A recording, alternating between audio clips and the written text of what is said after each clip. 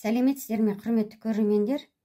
Мен бүгін консервадағы скумбриядан подшуба дайындайын деп едім. Бір қызыл свекланы пісіріп, теркадан өткізіп қойдым. 2 картопты пісіріп, теркадан өткіздім. 2 сәбіз, 4 жұмыртқа пісіріп, теркадан өткізіп қойдым. Қазір сіздермен бөлісейін деп тұрмын. Қазір дайындаймыз. Ең бірінші картошканы салып алайық. Кегістеп.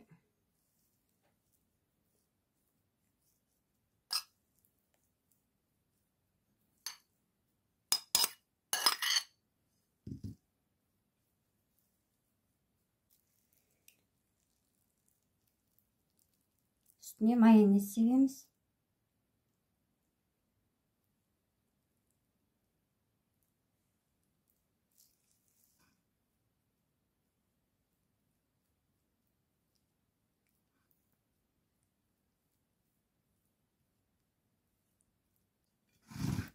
Енді келесі скумбриямызды кішкене вилканың көмегімен осылай сақтап аламыз.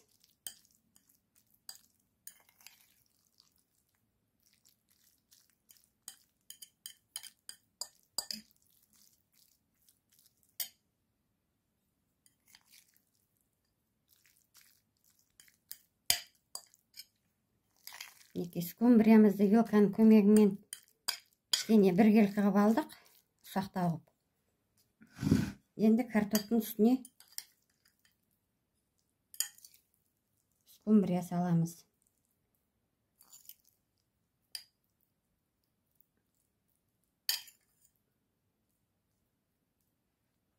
Құрметті көрермендер, әркімнің қалауы бойынша сельдь подшубой деп сельдьпен жасап жатады, шпротпен дайындап жатады. Мен бүгін скумбриямен дайындап көрейін деп, сіздермен бөлісейін деп осылай дайындап жатырмын. Тұз ештеңке салмайсыздар, майонездің ішінде құрамында тұзы бар.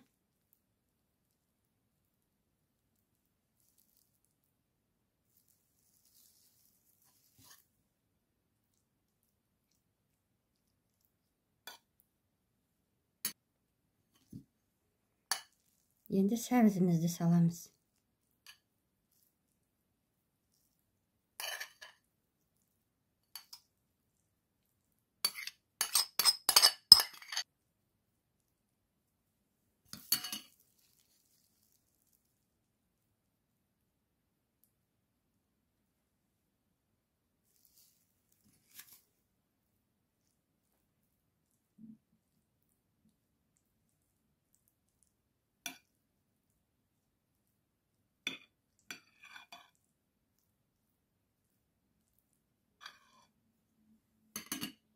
Енді келесіміз жұмыртқа.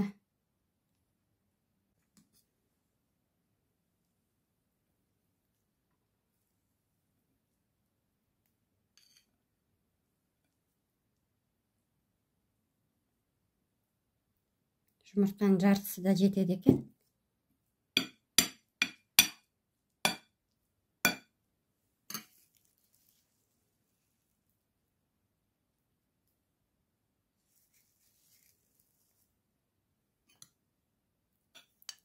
Енді қызыл құршамыздан саламыз бетіне.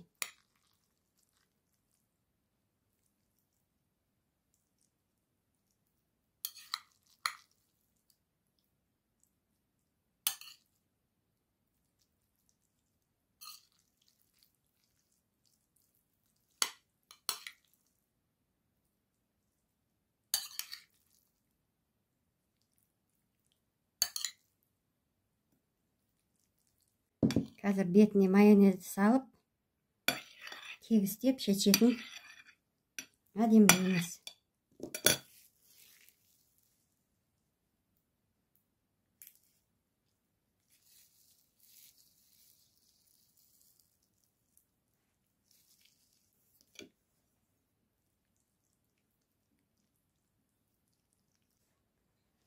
Салатымыз дайын болды. Үстіне қалауларыңыз бойынша бағана жұмыртқа артылып қалған, содан шепсеңіздер болады.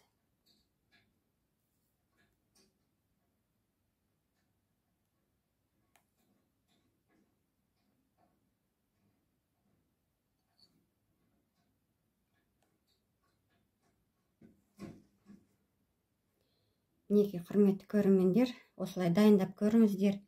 Кез келген мерекелерде дастарханыңыздың сәні болатын подшуба салаты. Каналыма тіркеліп, лайк басып, комментарий жазыңыздар. Келесі кездескенше аман болыңыздар.